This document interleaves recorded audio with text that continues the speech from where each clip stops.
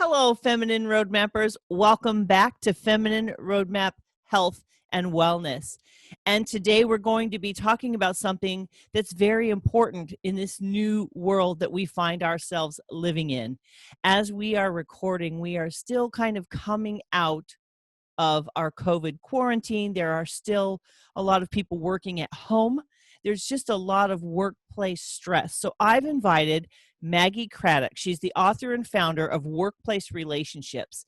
And she's going to be talking about charting your own career professionally and not having it dictated for you by outside sources, which I thought was an absolutely perfect conversation to have in this climate that we currently live in. So, Maggie, thank you so much for saying yes to me. Oh, thank you so much for having me, Gina. That's great. So let's go ahead and jump right in because I think this topic at this time is so pivotal. Well, I think when we talk about charting our own course, it's never been more important to be focused authentically because, of course, external forces are impacting every facet of our lives right now, right? As you mentioned, many of us are working from home. We're trying to figure out how to manage teams and interview and build professional alliances remotely. And of course, we're all trying to decipher what this new normal is going to be and how that's going to impact our lives and careers. So, sort of central to all this is many of the skills and the strengths that a lot of us have drawn on when it's business as usual aren't necessarily the same skills that we need to draw from when we're grappling with this level of unexpected change, right? So, as you know, I wrote this book, Lifeboat, about navigating unexpected career change and disruption. And it basically goes to the fact that at the heart of it, a lot of the questions that Titanic survivors were facing at a really human level are so similar to some of the questions we're facing today, like how bad will this get?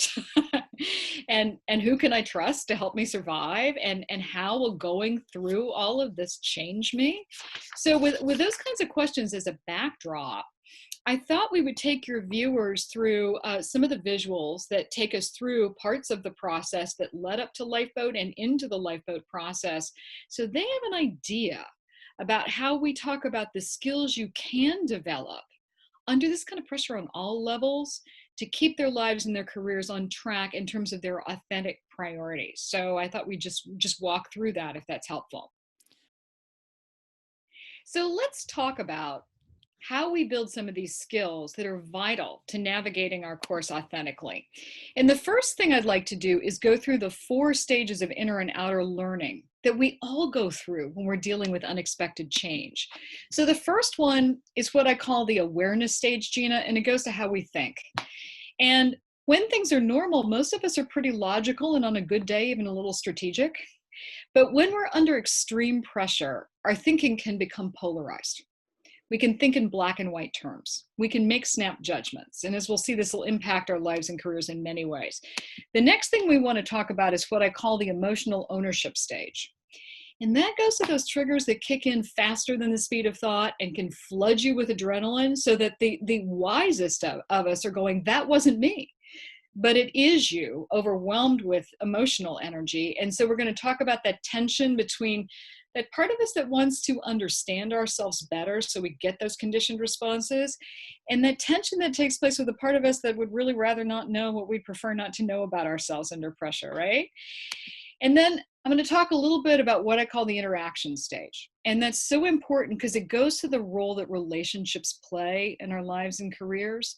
And under pressure, it's so important not just to think about these things transactionally, even in our careers, to think about the nuances of how we establish rapport with other people at a very human level. And when we're working remotely, that's never been more important. And then we're going to talk about the integration stage. And that goes to how we pull it all together, how we evolve as we go through change, what happens in terms of our relationships. And most important, what I talk to people about is making a shift under pressure from what has been the self-help mindset, where we're really focused on personal advantage and our own personal security, to thinking when everything's changing and we're all under pressure together about an us help mindset, where we're balancing what we're doing moving forward in our lives and careers, our advancement, with how we're benefiting the greater good. It's really very important, and it's not just a platitude in this type of environment. And then I talk about how we empower ourselves, because it takes a certain amount of personal power to get through all this change and not give ourselves away. And so I've had the chance to work with powerful people in business, in the military, spiritual leaders, people around the world. And one thing I've learned about power that really matters to everybody's lives and careers is it's relational. It has to do with your relationship with yourself, with others, with organizations. And when we talk about power in terms of your relationship with yourself, that goes straight to the heart of being able to chart your own course and not have that dictated by outside forces, right? What we're talking about, right? Power with other people goes to things like being able to negotiate conflict in a way that fortifies your personal integrity rather than diminishing it. And I think this is really important in today's world, Gina. Power with organizations goes to your ability to align yourself with groups that reinforce your core values. And it's so important because the group energy that you're part of in an organization will impact every facet of your life, including your sense of self. So to help people kind of get to the roots of this piece of power in terms of their relationships with themselves, because you can't be more successful than your self-image allows you to be. I go back to some of the questions that formed one of the first books I wrote. It's called The Authentic Career. And these questions really go to how people have conversations with themselves. Because the conversations we have with other people in meetings and in interviews are extremely important. But it's the conversations you have with yourself that actually go to the range of options you're even able to consider in terms of your own career, your self-confidence under pressure, and even the relationships that you choose to invest in. They're the foundation of so many things. And before I roll into these, I do want to say one little caveat for your audience. I'm going to talk about how power is relational and how it's formed in the family system. So I'm going to talk a little bit about your first caregivers, the people that first wielded power over you in any system in life. And I'll use the words mother and father. But if people in your audience were raised in a single parent home or perhaps adopted, I'm going to encourage them to use whatever words make sense to them, because it's not about the particular family system. It's just about the roots of your emotional memory in terms of your self-confidence and the range of a range of options you can consider under pressure that you might be able to succeed with. Okay. So the first thing we're going to do is ask people to just think a little bit about their mom. And here's a really simple question. How did your mother's role in life impact her sense of self? I mean, in her prime years of life, was she a full-time homemaker? Was she working? Did she do a little bit of both? And most important, was she happy, right? And then what values did she instill in you concerning money? That is so critical for so many women professionally, right? Were her professional choices dictated by her desires or by financial necessity? Because that really goes sometimes to how large a role compensation plays in our own career choices. And then how did your mom's priorities influence the way that you view your own professional accomplishments? Now, for us as women, this is so central because it goes to that simple question, am I good enough, right? What did your mother validate you for? What are you able to validate yourself for? What do you long to be validated for? I've had really senior women who get awards and they're in the media call me up and say, Maggie, I am still wondering whether I'm a good enough mother, whether I'm a good enough wife, whether I'm a good enough board member, whether I'm a good enough date, you know? So this ability to really understand with perspective how we validate ourselves and stay true to ourselves under pressure is critical to that relationship we have with ourselves. And then similarly, we're going to reflect on our fathers, right? The primary male caregiver. And in a very similar way, think about how his career impacted his sense of self.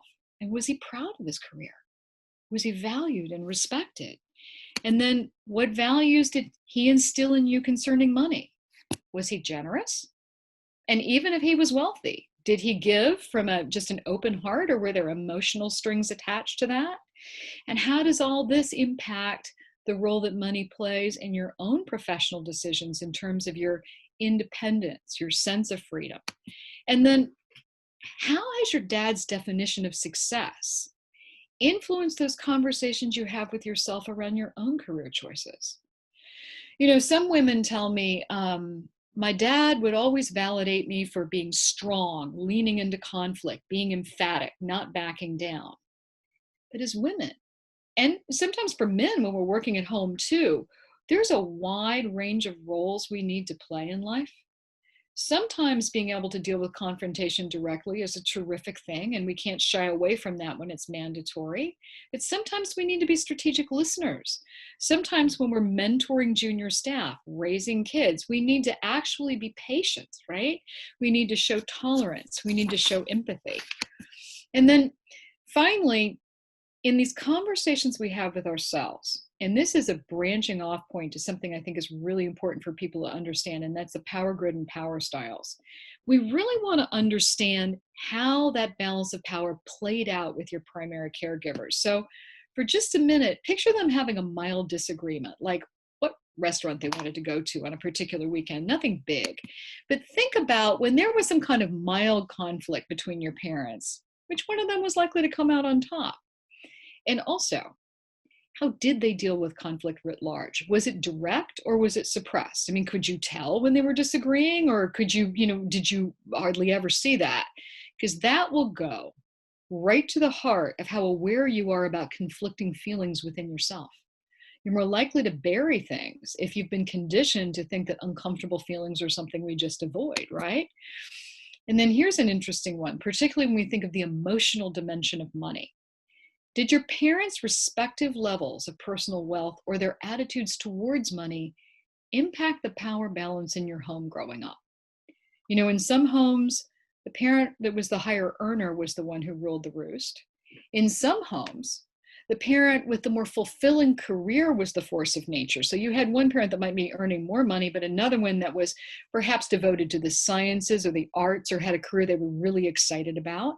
And in some homes, it was the primary caregiver who really called the shots on the home front, right? But all of this leads us to which parent has most powerfully influenced your professional choices? Because of course, with everything in flux, we're facing a lot of choices today and we want to make them authentically. And so this leads me to this idea of how we deal with conflict in a way that fortifies our integrity, even that conflict within ourselves. And it leads me to a really powerful tool called the power grid. And when you understand it, not only is your own decision-making process, that sense of internal conversation you have clearer under pressure, the way that you deal with a wide range of people in the workplace becomes more effective as well. So we talk about the basic building blocks of power of any power style. And they're literally your emotional internal reactions, which can cycle through a lot of things, but the one we have found most significant is between trust and fear. And then we're going to talk about the second building block, which is behavioral. But when we think about this simple fulcrum between trust and fear, and how that plays out if someone tries to exert power over you, if someone tries to exert their authority over you, or you're invited to be the leader and wield your own authority, that actually literally starts in the family system and these emotional memories. Are you attracted to leaders who tend to be more collaborative, or do you have more confidence in an autocratic style of leader? Now, here's an example of how this can start early in childhood. I always say to people, picture a young lady who will be the leader of tomorrow. Let's call her Cindy. And on a rainy day, at the time, and says, Cindy, would you like to wear the red raincoat or the green one? And she's giving Cindy a choice. And so Cindy figures, hey, most of the time, in a situation where power is negotiated, I'm going to have somewhat of a voice. Or most of the time, does mom come in and say, young lady, it's raining, put this raincoat on right now. This is not a discussion. Not good or bad. She just normalizes. That's what leaders do. That's what powerful behavior is. And for all of us, we've had a little bit of both. But depending upon what the norm is, we're going to fall somewhere on that gradient. And under pressure, our power style may morph. We'll get there. That second behavioral building block is we've got the emotional reaction. And then the next thing that kicks in faster than the speed of thought is behavior. So in our jobs, in our families, When we need to exert influence, do we tend to deal with people individually so we can kind of line them up and mold their perceptions accordingly? Or do we just deal with people as a group from the gate? And it's vital to know your reflex response that can kick in faster than the speed of thought, because it has implications in a lot of levels. Let's go back to Cindy. Let's say she's baking chocolate chip cookies with her mother. The cookies come out of the oven. And Cindy says, "Mom, can I have a cookie?" And her mother says, "No. Cindy, I told you you needed to clean your room while the cookies were baking, and you cannot have one until your room is cleaned." Mom leaves the kitchen. But Cindy is very clever. So Cindy takes the plate of cookies into the living room to her father and says, "Daddy, Mommy and I just baked cookies. Would you like one?" And he says, "Why, yes, dear. Would you like to have one with me?" And she says, "Yes, Daddy, I would." She got her cookie. But it could have been a different teaching moment. When she took the plate of cookies into Dad, he could have said, "I thought I overheard your mother saying that you needed to clean your room first. So perhaps, young lady, that would be the first step." Whatever happens, most of the time, Cindy's going to grow up realizing if you really need to do something, you either sort of like manage these perceptions as they evolve individually and, beg forgiveness later, or you deal with people as a group. Now, when we look at both of these together, and here's the power in this thing, Gina, we need to understand that before I even go into what power styles are, you really have to risk this temptation to say, "Oh, that's my power style. That's me." Because prior to COVID, I would have clients tell me all the time, "Maggie, my power style changes from room to room at a cocktail party." We all have the capacity for all power styles in us. And when you understand the nuances of these reactions, emotionally and behaviorally, they just kick in faster than we can think. You can see how you can gauge your responses because it's relational, and you're going to gauge the way that someone else responds to you over time. So it's a simple tool, but a dynamic tool. But to understand the places where it is at rest and to understand how vital the family system roots are, I'm going to go through the basic power styles on the power grid, and I'm going to really look at how they're formed in the family system and why they fall on the grid the way they do. But I want people to bear in mind that they can cycle through all of them, and most people, when they find their power style, it's somewhat of a blend. But the first power style, let's see, is called the pleaser. And you look at where that is on the grid. And pleasers are people who try to wield power through establishing a personal connection with other people. They want people to trust them. They tend to like to deal with people as individuals. And what normally happens in a family system where these automatic tendencies are fostered are the caregivers actually don't give this young child as much attention as they really crave. Now, that's not because they don't love them. It's because usually they're trying to make ends meet. They're preoccupied with another sick relative or maybe another sibling. But for whatever reason, that pleaser grows up knocking themselves out to work hard, to be good, to excel, and they're always looking for that external validation. And once they hit the business world, they'll do the same thing. And if they don't get that external validation, they'll become kind of anxious. The second power style is what we call the inspirer. Now, the inspirer is over here, and these are people who prefer to deal in groups. And they're usually raised in very nonconformist households where their caregivers modeled making sacrifices for causes that were greater than any one individual. These are your families with your educators, your scientists, your performers, your philanthropists, your people that are always looking for the greater good. One of the amazing things about an inspirer power style and behavior that stems from this style is these are people who will do things to help other people without even stopping to calculate what's in it for them. They, in a hurry, they'll give you directions. They don't even worry. They will be as nice to the receptionist as they are to the CEO. They will give contacts. They will give time. They don't even stop with that, how is this going to benefit me? They just keep on going. It's a lovely trait. Now, the next one is the charmer power style. We're back over here with this preference for dealing with individuals. Remember Cindy and that cookie. And now we're down here where I call below the grid, near the fear axis. Charmers are people who are able to get what they want, sometimes through seduction, sometimes through intimidation, but they wield this emotional intensity that throws people off balance a little bit. And they learn it early in the game, and they learn it for a really sad reason. Charmers grow up in families where their caregivers may not divorce, but they kind of grow apart emotionally. And one of the parents ends up making this child their best friend. And what it does is it makes this kid responsible for soothing an emotionally needy caregiver early in life, which is hard enough.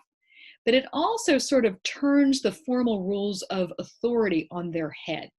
It falsely empowers the charmer so that when they go into any kind of setting, in a community setting, in an organizational setting, they'll bend the rules and they'll justify it. They'll think it's strategic in terms of a personal advantage. Other people may experience this as more manipulative. Then we have the commander power style. Now here we have people who are dealing with groups, but they're down at this fear, sense of urgency axis. Commanders are people who really live by rigid rules and a strict code of conduct. And in these family systems, there is one parent firmly in charge. Sometimes it's a matriarchy, sometimes it's a patriarchy, but whatever it is, there's one parent enforcing discipline and calling the shots. And these family systems are usually part of a larger community that's also somewhat hierarchical in nature. So these families sometimes can be ones in the military, can be ones hooked into sports, can be ones hooked into certain types of religions. But the reason that it's so important to think about the agility here is it's not any one style we categorize with. I just want you to understand how different kinds of families can foster these tendencies, these ways of being conditioned. It's the behavior. It's the strengths and blind spots. And what keeps our careers on track under pressure is understanding how this morphs. So if you're a pleaser, under good circumstances, you're probably a terrific mediator and you can anticipate other people's needs before they know what they are. Under pressure, with that need for validation, you're going to burn yourself out. You won't know how to set boundaries. You'll work around the clock, right? Inspirers, visionary, always focused on the greater good, but under pressure, without support, they can lose track of the tactical steps they need to actually manifest something, get it off the ground, rather than living at 20,000 feet. Your charmers, world-class rainmakers. They're so good at bonding and selling things and swaying people. It's unbelievable. But under pressure, remember, they needed to soothe a needy caregiver. They have trust issues. They can isolate. They disappear. You can't get a hold of them. You can't hold them accountable. And then your commanders, absolutely great at eliciting respect and getting compliance, but they can be really impatient and terse under pressure. And they definitely need to think not just about how they're coming across, but how other people feel about themselves. I tell many commanders that are really good friends and long-term clients, they'll say to me, Maggie, I need to inspire fear in people. I want them on the edge of their seat listening to every word I say. And I'm like, great, but there's a lot of fear in the world right now. So let's subtly, with respect, think about the distinction between fear and accountability, because it's not just what you want to say. It's how other people feel about themselves and the conversations they're having with themselves. I'm always reminding people when they're looking at these strengths and blind spots of two acronyms, Gina: WAIT, W-A-I-T, wait. Why am I talking? And HAIL, H-A-I-L. How am I listening? And this is particularly vital for commanders. So to just kind of pull this together for you, as you know, I wrote this book, Lifeboat. And we see all of these family system dynamics, all of these different power styles play out in people on the Titanic before that ship left port. People were cutting corners. People were minimizing safety precautions. They didn't have enough lifeboats. They were going too quickly all the way out into sea. They were working with certain power styles, and then the unthinkable happened. And many of them ended up on those tiny lifeboats together, and those power styles morphed. And when I've had leaders from around the world who represent different strengths and sometimes under pressure, different blind spots from all these power styles, they've shared with me the powerful people that have inspired them. Generals, spiritual leaders, top traders. And they always say, Maggie, who are the leaders that have inspired you? Well, for me, I think I wrote Lifeboat, Gina, because it was the character Molly Brown, who was a passenger who was thrown onto one of those lifeboats, watched people who were in formal command break down, looked around, exhibited strengths from all these different power styles, and aligned her thoughts, her feelings, her actions in the present, and stayed focused and helped everybody pull forward.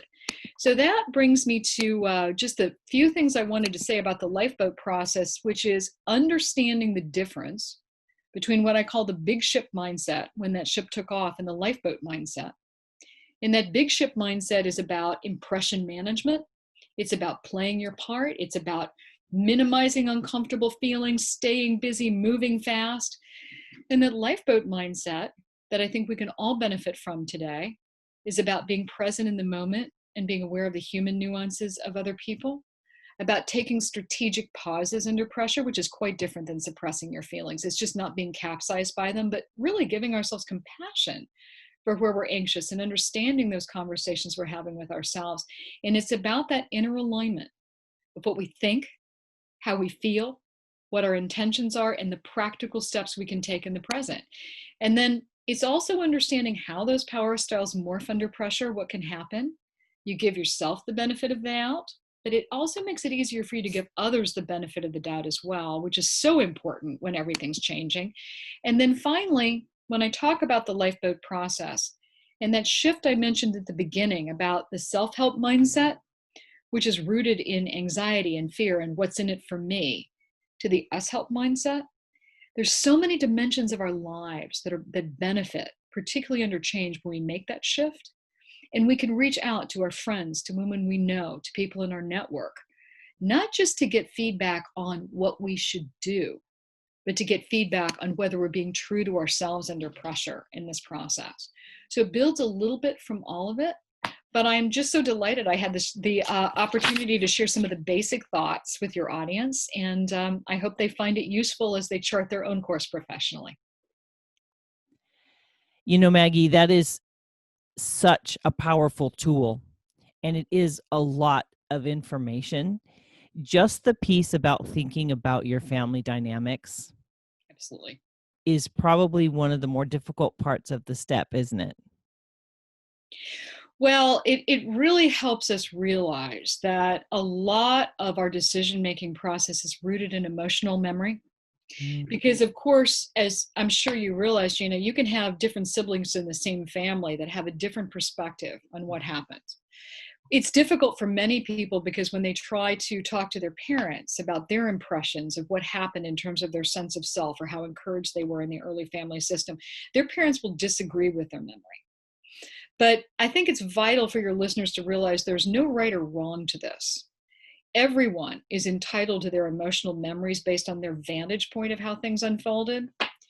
But the more you work with this, the more you face those feelings rather than burying them, the more agile your memory becomes and the more compassionate you are with yourself for your reactions under pressure. And as that happens, the more compassionate you are with other people. When you're more comfortable with your memories and you're able to give other people the benefit of the doubt or understand we're all under pressure, it also helps you in the course of the day when you're dealing with difficult people, right? It's just a central tool to helping us give ourselves a break and have a little more patience with other people under pressure as well. There's a sense of empathy, understanding that it gets a little big in my mind because I'm a thinker, but each person has these same dynamics and these same experiences. How they experienced them and how they processed it and perceived it are different. Right. But we do bring who we were raised to be or how we were raised into our other life, if you will, our adult life, our work life, our friendships, right? It's so important to understand. And I'm curious, do you see common pairings in power styles in relationships, corporately as well as personally?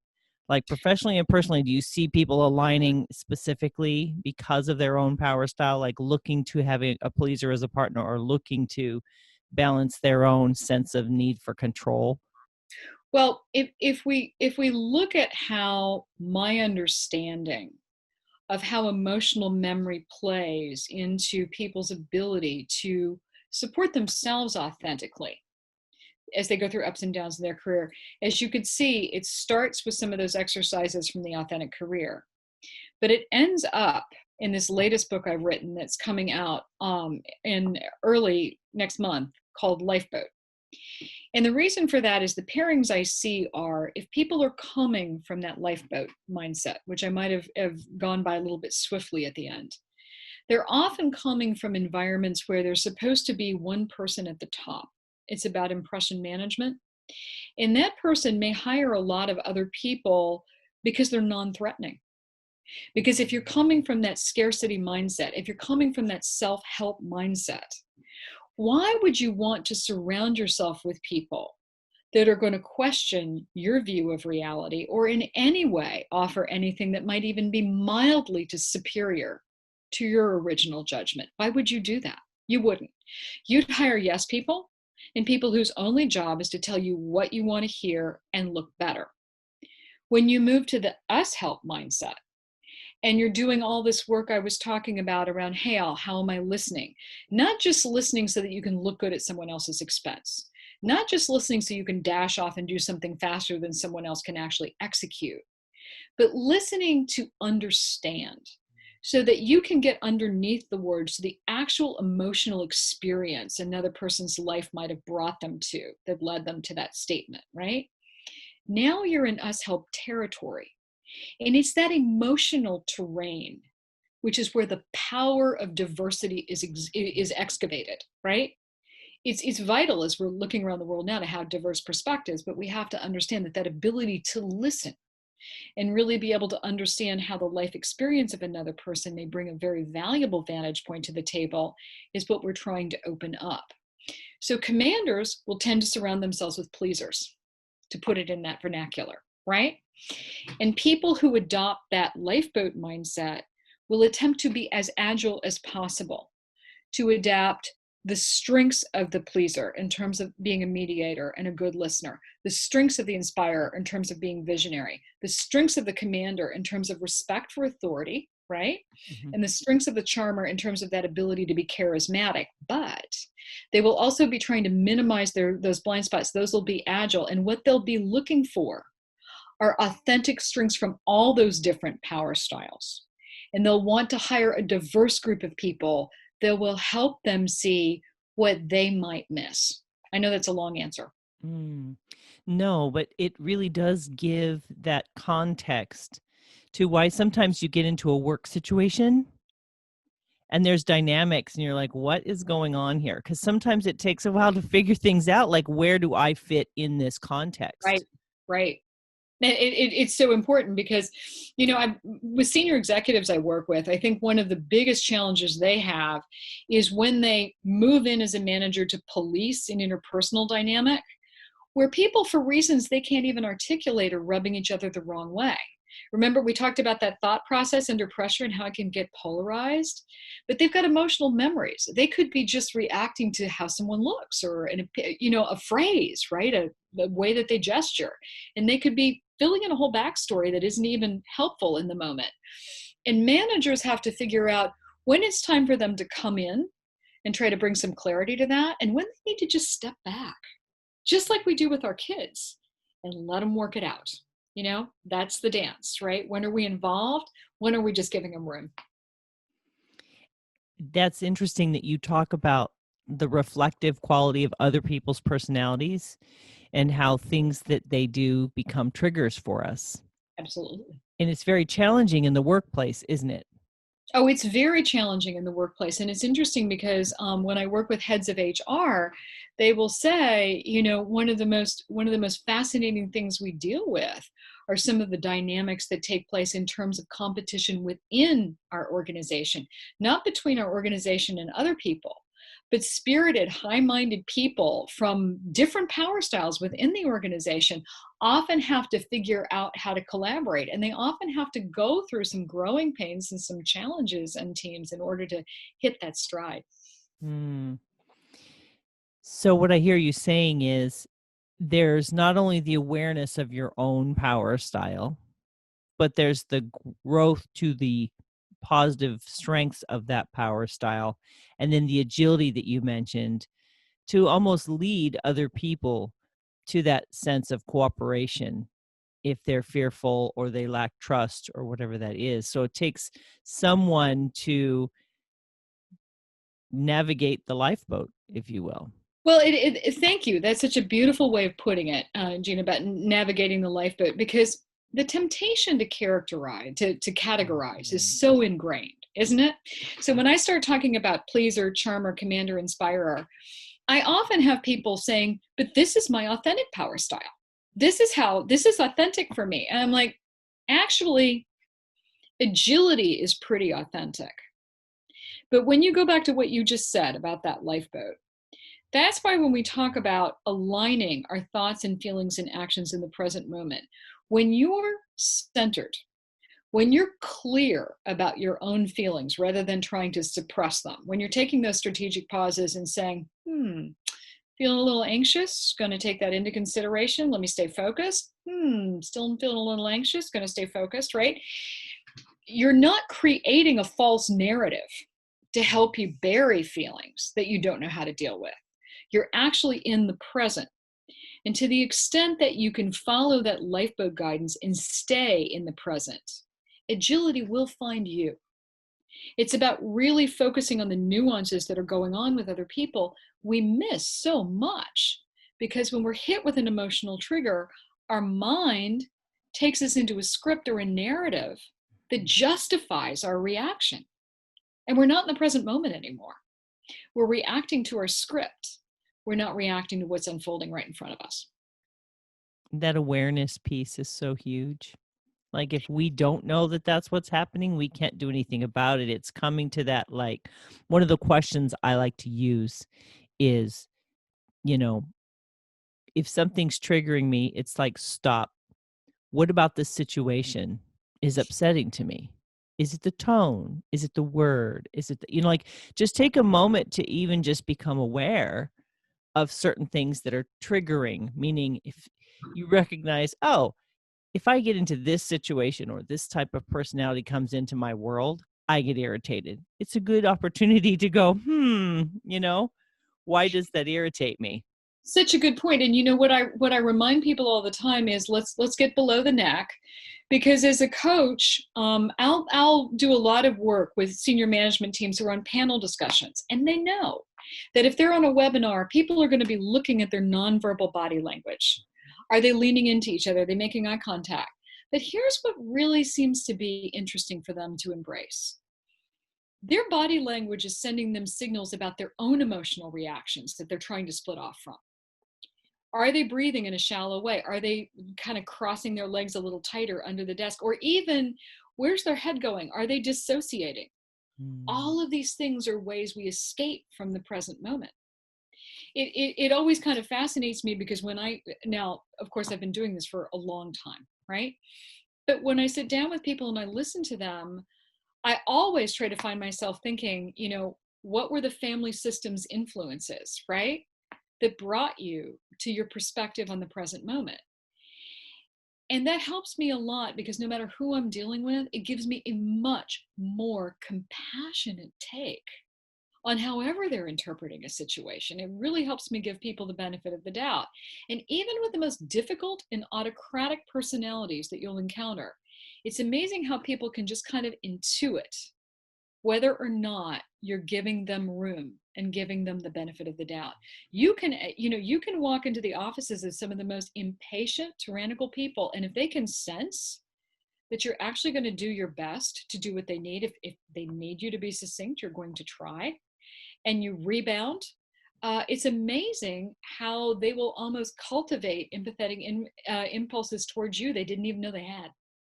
I'm wondering, I'm wondering how this is showing up in a virtual world, because a lot of people are still not back in the physical group environment. They're functioning in a virtual group environment. How is this impacting that dynamic?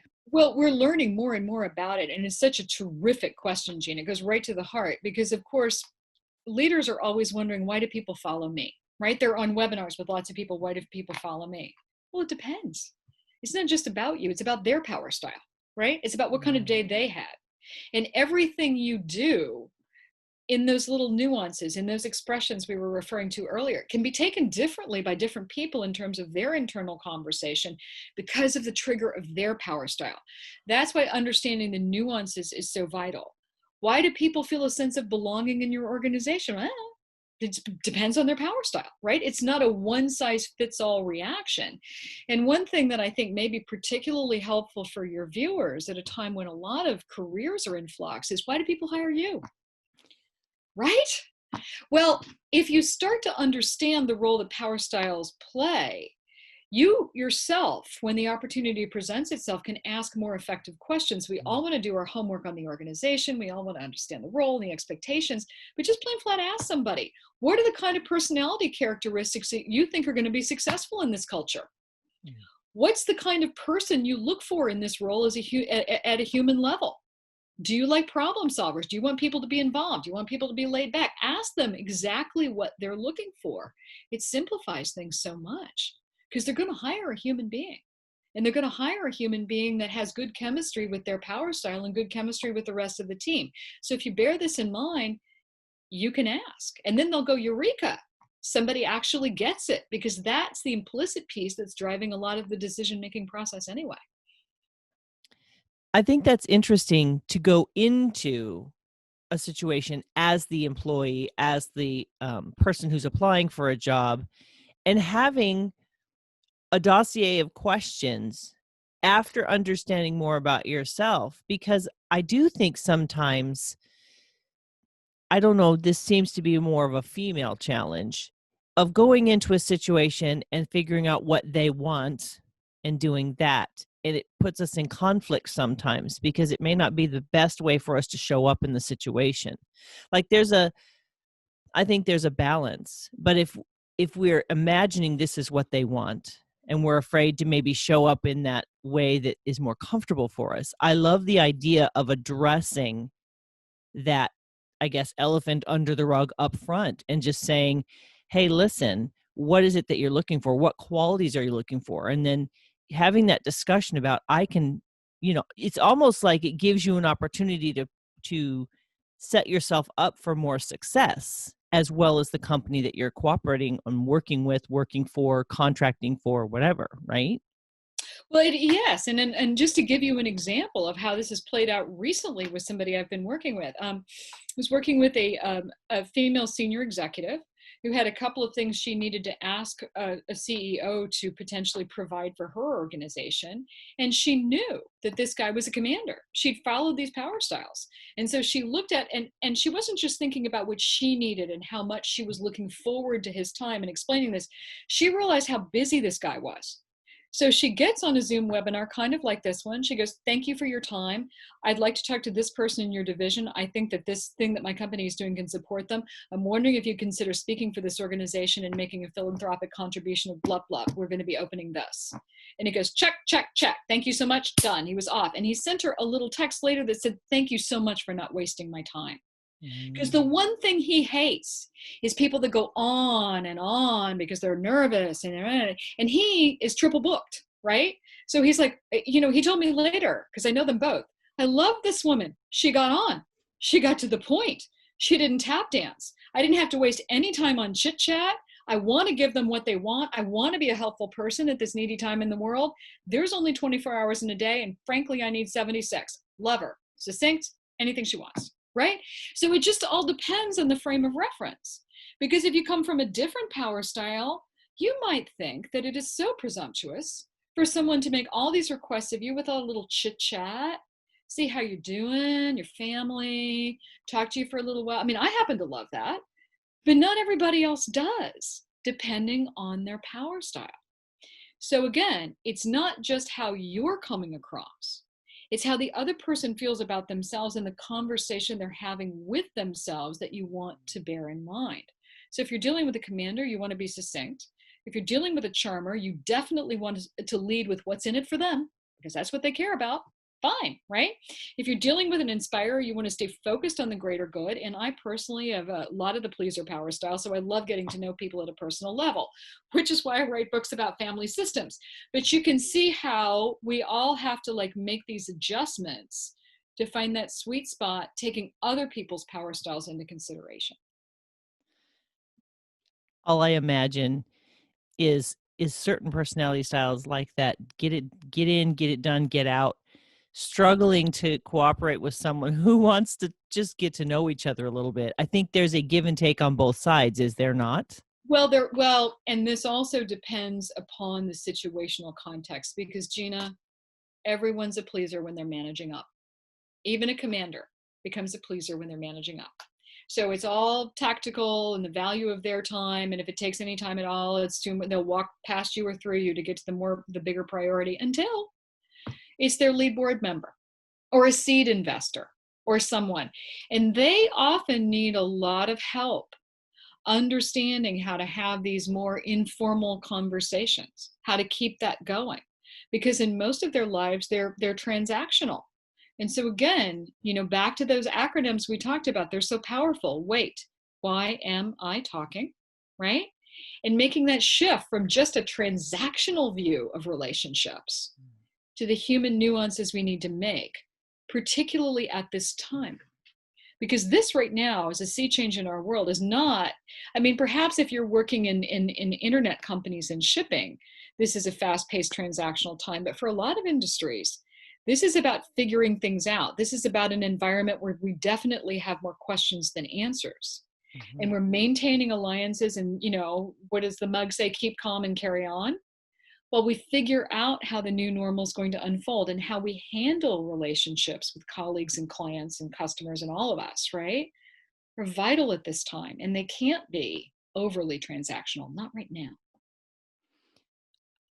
I feel like the greater awareness at this moment is the reality of fear as a primary emotion across the board, with the people we're coming in contact with that we know and that we don't know, and how people deal with that fear and how it gets like thrown on some people. Like, you go somewhere and their fear is just in trying to envelop everybody. They want everyone to be in that state of fear with them. And we were running up against that. Then you have the ones who want nothing to do with the fear. And it's like, this is all made up. And you have this variance between the extremity of overpowering fear and the I'm not going to face any of it, none of it's real. And it's like we are in this continuum of fear on the lower part of the grid, I think more often right now than normal. And it takes so much more self-awareness to balance and maintain our own emotional state so that we don't negatively contribute in the context that we're working in the moment.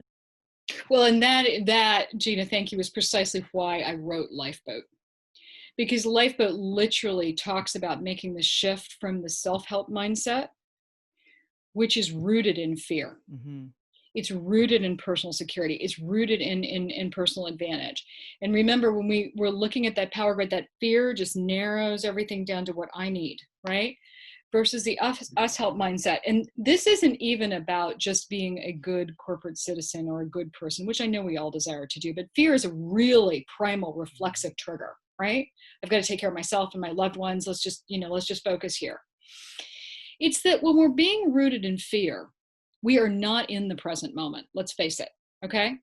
Fear is coming from concern that something that we're imagining has happened in the past will recur, or we're projecting could happen in the future. So when you're in the present moment, looking at what's right in front of you, you can't be in fear. You're present. It's impossible. And that's why aligning your thoughts, your feelings, and your overall intentions in the present, which is exactly what we saw those lifeboat survivors do. Can you imagine fear? They're on that lifeboat together. The Titanic is literally going under. It's gone. Voices are screaming in the dark. They don't know each other. They're giant blocks of ice floating around, and the odds of their surviving aren't good. And then the professional people on the boat are saying we're all doomed, right? Imagine the courage it took in the midst of that to say, I will live to see another day. I will live to see my loved ones, right? That group energy. And that's why I said also at the beginning of the presentation, Gina, and this comes out in Lifeboat a lot, your power within organizations is rooted in your ability to align yourself with places that reinforce your core values. Because as you say, there's a lot of free-floating fear out there. And if you're working even remotely and I mean by remote, but the group energy of the people in your organization is constantly fear, urgency, fear, urgency, fear. It's going to impact you. It's going to impact some people more than others, but none of us are immune to this. Emotions are contagious, right? You can't take all that on. It will impact the internal pace at which you lead your life, even with your families. It will impact your values. And most important, when we talk about charting your own course professionally, it will eventually impact your sense of self. We talk about that a lot in Lifeboat. So when you're making an investment in your career, the place that you're going to work, think in not just in monetary terms, but think about what's going to happen to the quality of your life based on the group energy that's created by the culture that you expose yourself to for a prolonged period. It's vital. Wow. So what can people do in this current context to find their lifeboat and to navigate this new season of unknown? Well, let me pull this resource up to address this for you, Gina. Okay. So in the course of the webinar, I started by talking about these conversations you have with yourself from the family system. And that comes from this first book, The Authentic Career. I think it's really important if people choose to do some of that work, it's in depth there, and it starts in an exercise called the Personal Tree of Life on page 7 of that book. And then how we deal with other people, these power styles under pressure, that's the power grid in Power Genes. And so you'll see all of that in that one. But this idea of finding an organization where we can thrive, and the group energy and the values and how those are going to shape our sense of self, and how we find an ability to shift from that self-help to us-help mindset, that is what Lifeboat is all about. It's about being able to spot those organizational norms and look for places that are going to support your strengths and help you make that shift in the course of your life and career. Awesome. That's really incredible, Maggie. And I appreciate that you have these resources. And that's why I brought you on, because I really feel like a lot of people feel very adrift in this new way of being. And normal isn't normal. Right. And what is normal, and when will normal be normal? Will we ever have normal? And so I think the wellness piece of why I brought you onto my Feminine Roadmap Health and Wellness channel is because I believe that this resource, this tool, this mindset leads to our mental wellness and our emotional wellness, right?